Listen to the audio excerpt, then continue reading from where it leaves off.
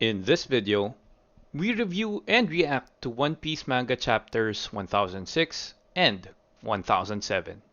So, let's get right into it.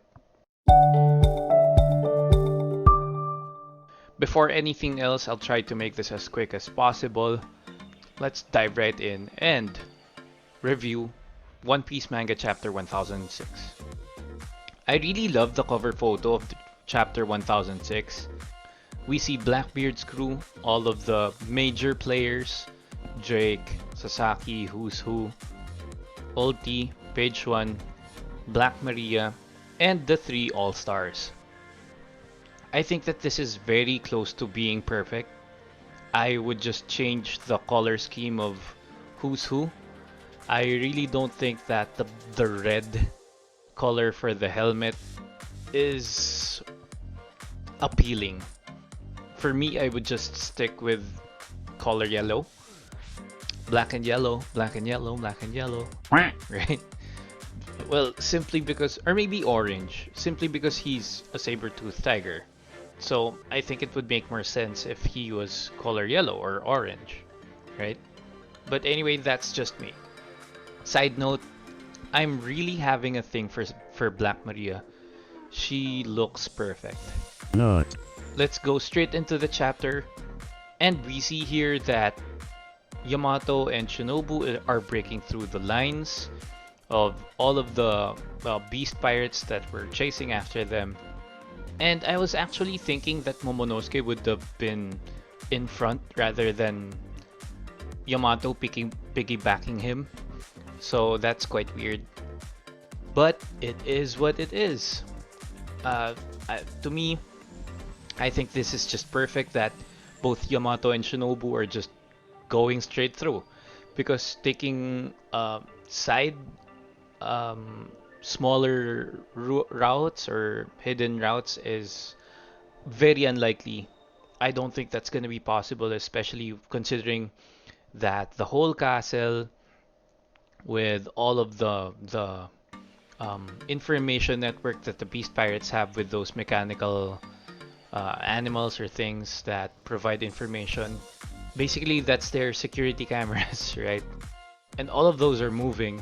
So I really don't think that Shinobu's idea of going for a much less visible route would be possible. So I'm really all for this move by Yamato, just barging straight through. Hello there. Anyway, the reports come in, and it's been broadcasted all around the island that Yamato and Shinobu are breaking through the lines. Sanji was able to hear the broadcast and is confused by who Yamato is or was, and he's now left with the choice, right? Go to Yamato or go to Kinemon's group. Personally, I would go to Yamato's aid. If it was me, if I was Oda, I would make Sanji go to Yamato and Shinobu. I think he would be more needed there, but with the threat of Jack going into the storeroom where the scabbards are recuperating or being treated, well, I think it's a toss-up, right? Personally, I would like Sanji to go to Yamato and Shinobu's side. I think that's going to be a much more useful move for Sanji. Skipping to the next page, we see that Perospero actually defeated Carrot and Wanda. Unfortunately, Perospero is right. Having an ability that gives a situational power-up where the full moon has to be in effect or has to be visible to Carrot and Wanda or to the Minx is a bit troublesome because it might not be as reliable as it should be, right? So I'm not sure, or we are not sure, if Carrot and Wanda were able to transform into Minx before this whole eclipse of the moon thing happened, right? And Perospero proceeds to really shame carrot for what she was trying to do, which is beat him, right?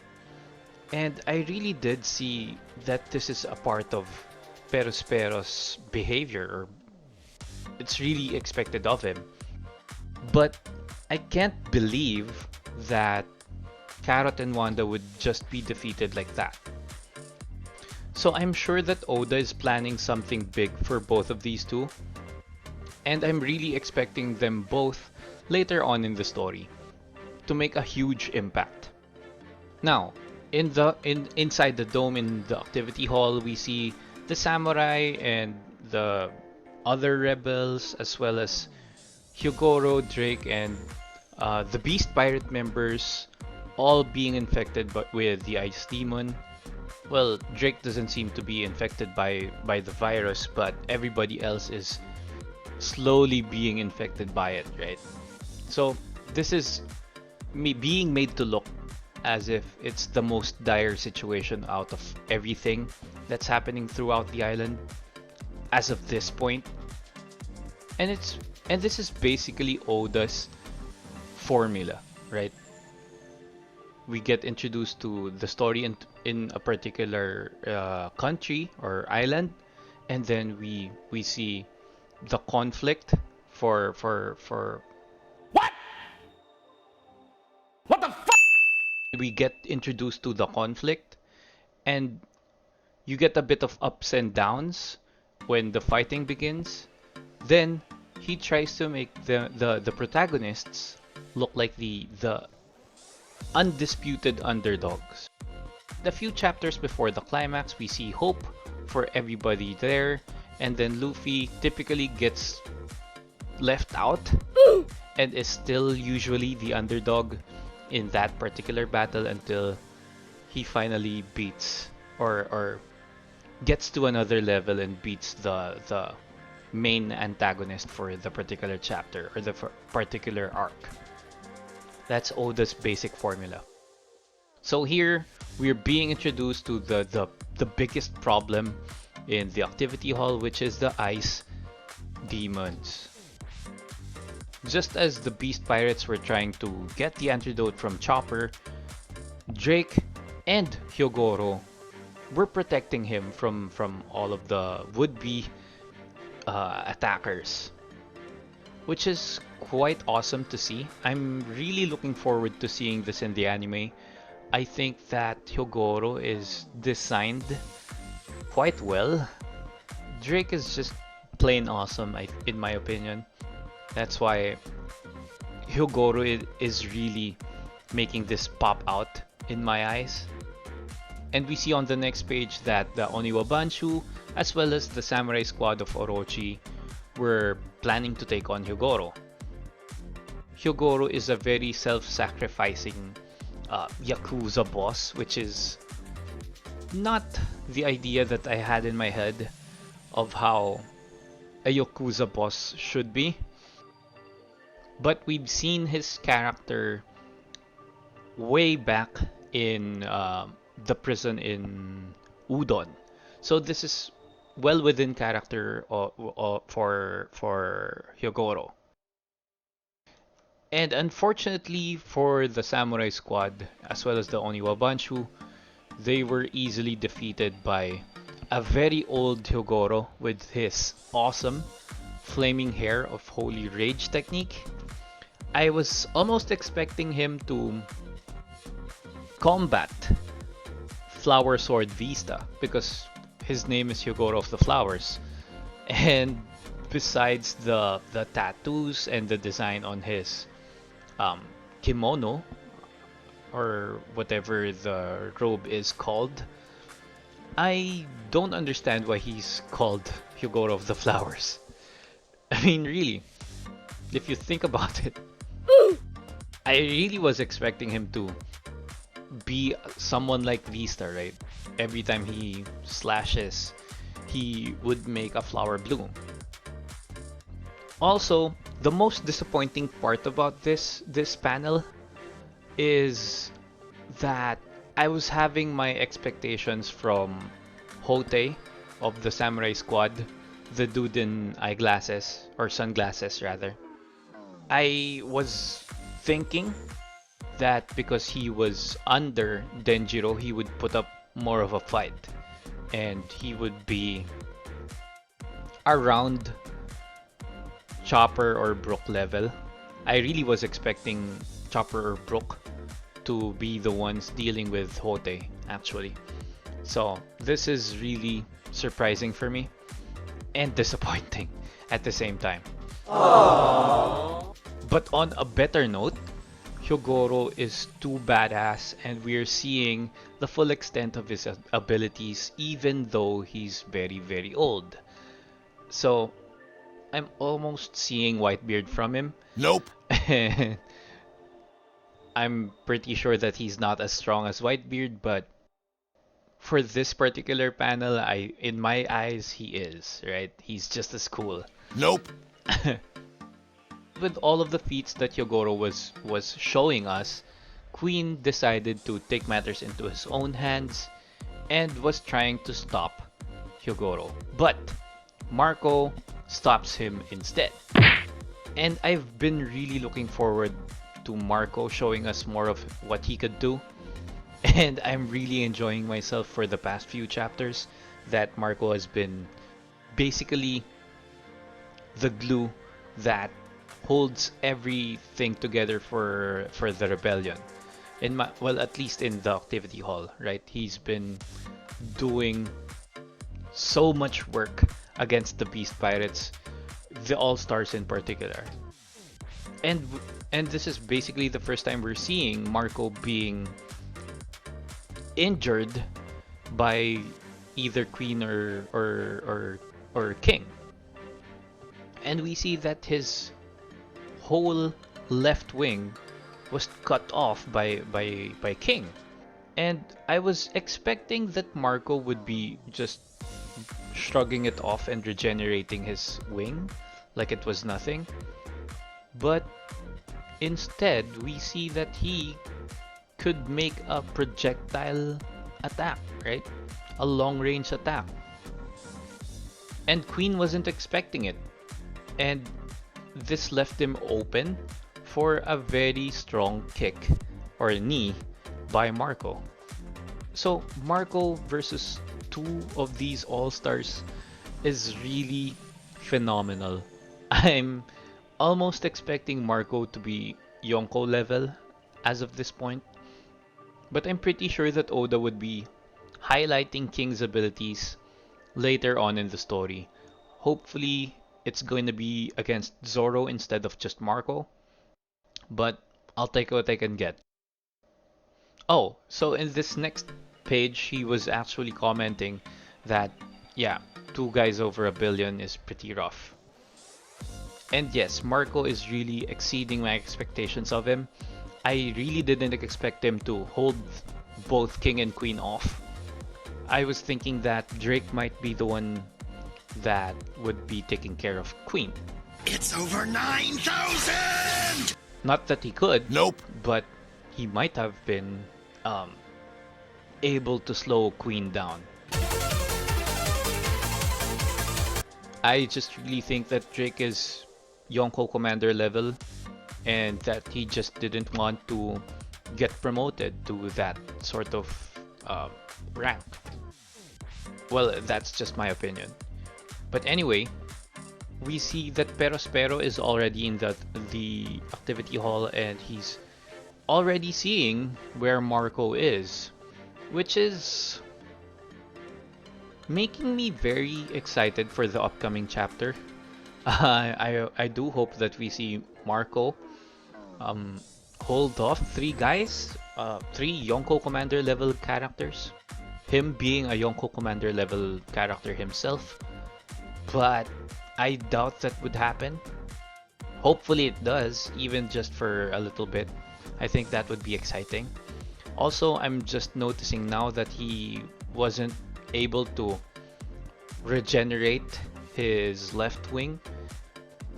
So I'm not sure that Marco is going to be able to do that anytime soon. Maybe his ability has its own limits. I'm looking forward to knowing more about it. And to end the chapter off, we see that Hyogoro's subordinates were having a lot of trouble or struggling with the having to kill their beloved boss, right? But we are seeing that Hyogoro, being the self-sacrificing person that he is totally okay with his subordinates doing ending his life this way.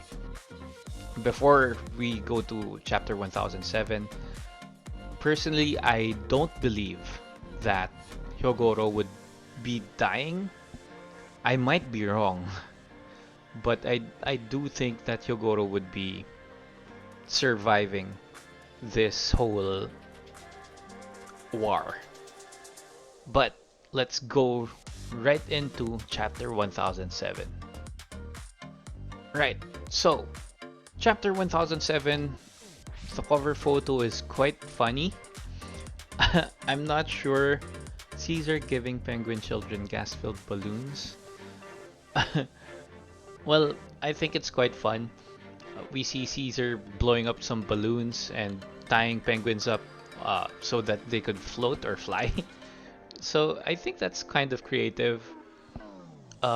Requested by TKEAC.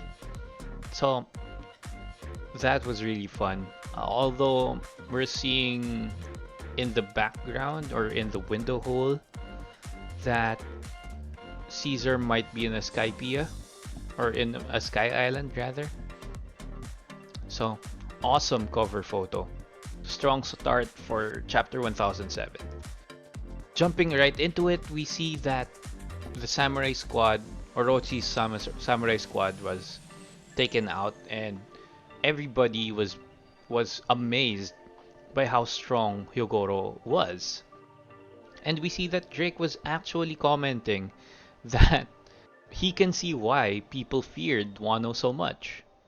This is just because of one person, right? It's Hyogoro. But yeah, I'm assuming that all the other Yakuza bosses are somewhere in Hyogoro's level. Maybe not as strong as Hyogoro, but I'm sure they're pretty strong in their own right. Probably maybe even near Tobiropo level. We never know. But they're just playing a very small role considering there are a lot of big players in this war. So they might just be getting overshadowed by all of the major players in this war, right?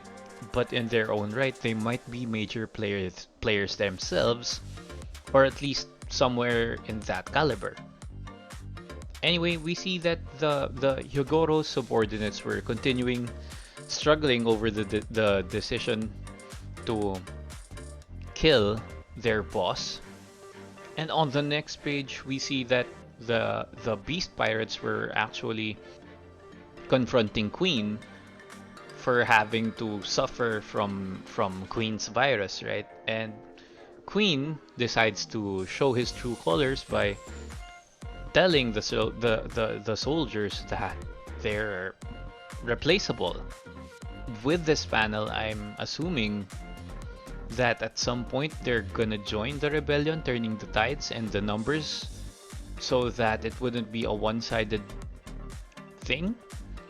I'm assuming that some of them are gonna join, and including the numbers or the gifters that were turned by Otama's ability. I'm assuming that the numbers are gonna be, well, instead of 1:6 for one rebel, there's gonna be 6 beast pirates. I'm guessing it's gonna go down by maybe 1:3, and that's gonna be a much more favorable fight for the rebellion. Maybe even 1:4 would be a great number for the rebellion, considering that the rebellion would be mostly gifters at that point. So I think that would be a good sign. But moving to the next page, I really find it comical with the pleasures just laughing, even though the situation is very serious. I don't know, it's I just find it funny. And it's kind of weird because we saw this happen in Leftover Town, I guess, where they were laughing. No, it's the Flower Capital, where they were where the pleasures were laughing, even though they just saw Oden get executed. So I think it's just because of the situation right now. Just ice demons behind them and they're still laughing while they were complaining. They can't just give one emotion. Bruh. They just have to confront Queen and laugh. I just find it comical. Anyway, we see the rebels or the samurai really getting bothered by how the All Stars work or their system works. We cut to the scene where Hyogoro's subordinates were about to slash or kill Hyogoro to stop Hyogoro from completely turning into an ice demon. We see that Chopper was able to save the day. How surprising, right? I'm sure we all expected this. To me, I think that Hyogoro is gonna play a bigger part much later on this in the story. I think he's going to be instrumental in the overall development of Wano after this whole war is over. That's just me, right? He could still get executed or get killed in action later on in the war. We never know. It's Oda we're talking about, but his track record, Oda's track record, is what? Maybe two? Whitebeard, Ace, and Roger. Yeah, Whitebeard, Ace, and Roger are the only three characters that we. Well, that's not true. Thriller Bark, we saw zombies, so basically all of those corpses are dead. So, but we only saw Whitebeard and Ace and Belmare really get killed in front of our very eyes. So his track record is 3 kills over the course of how many years? So I really don't think that he's gonna kill off Hyogoro. Now, before you comment down below that I'm wrong or whatever, yeah, I'm just human. I don't know if I'm recalling that correctly, but to my argument or to my argument to that is we saw Pell, the guardian spirit of Alabasta, take a nuke point blank and survive. Bruh. So, before you comment down below, cut me some slack, okay? Going back, we see that Chopper was able to make the antidote in mist form, which is why he had to fire a cannon so that he can neutralize the virus by using another virus, right? He's combating the virus with another virus, which is genius. And Queen was actually surprised that somebody that he didn't know of was capable of doing this in just a matter of moments. Which is a very logical way of thinking. Somebody capable of creating his own antibody in such a short well, not antibody, it's a virus that was able to counteract Queen's most potent virus. Yeah, somebody who is capable of doing that should be a well-known person in that particular field or whatever field he's in, right? Probably medicine. And he doesn't know of Chopper's name until probably when Chopper introduces himself. Because of all of this, Queen was very mad and was trying to take care of the situation. Unfortunately, for Queen, the pleasures, as predicted, were shielding Chopper from Queen's attack. And were explaining that they'd rather side with the person who saved them, which is again a very logical way of thinking. The enemy of my enemy is my friend. I know that's not exactly it, but that's quite close, right? We see Marco again holding Queen off. Is his hand back? I'm not sure. Anyway, so oh wow. So so Chopper was already being pissed off by being called a raccoon dog so many times, and all of the Yakuzas, Marco, even Marco and Drake were were sorry for calling him a raccoon dog when he was obviously very very insulted by it. And he was able to slap Queen, and it looks like he dealt a lot of damage to Queen because of all of the blood, right?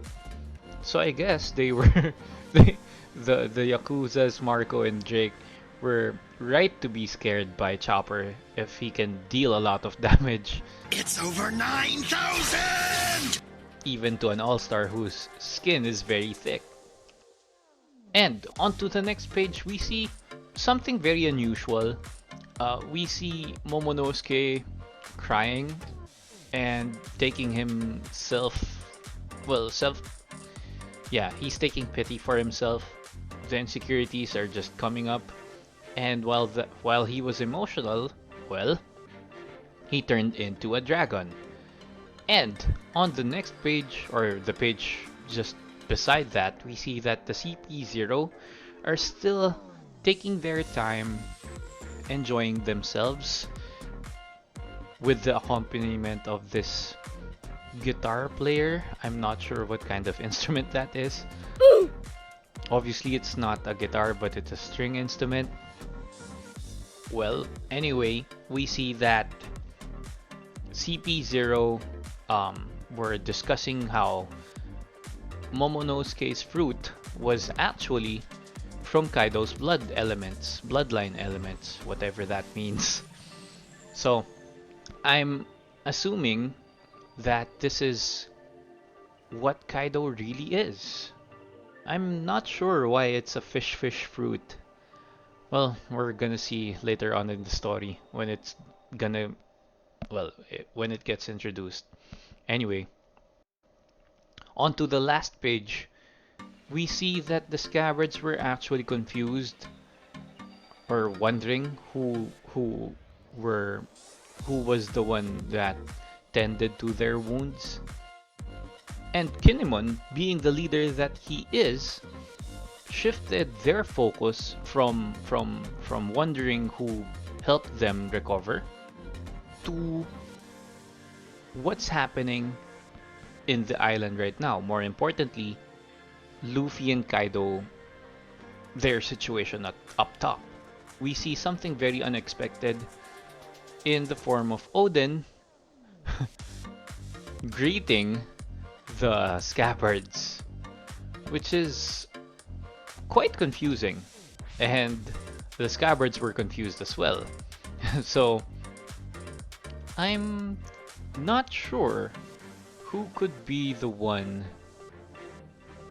impersonating Oden. That's really weird. I'm noticing now that Oden's swords, they're I don't know what you call it, the sheath? No, the hilt? No, not the hilt. The the guard is different. It's different. So this is not Oden, I'm assuming. Unless he just took two swords and is temporarily using it because his swords are with Zoro and Hiyori. Well, the fox, but you know.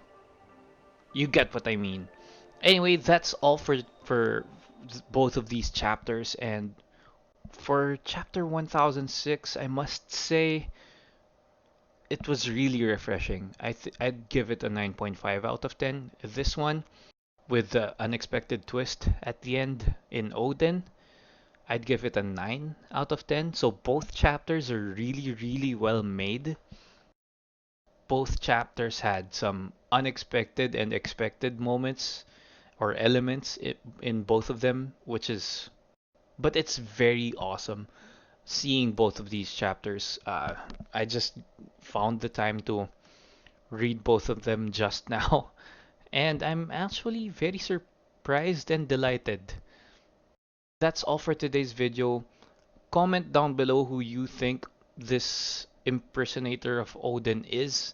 To me, it's just an impersonator because of uh, the swords. Yeah, it's white and black, just like his swords, but the swords guards, or whatever you call that round thing um, on top of the hilt, it's different. I recall it was some sort of clover or um, yeah, a four-leaf clover type of guard. So y- yeah, I think this is, yeah. What do you think? Who do you think this impersonator is? For all we know, this might be the silhouette that was stalking Jinbei and Robin right at the start of the raid in Onigashima. Who knows? Only Oda knows, right? Anyway, like the video if you liked it, and subscribe to the channel so it could grow. I would totally appreciate it. Plus, it's free, right? So, might as well subscribe. Anyway, as always, stay safe. Peace!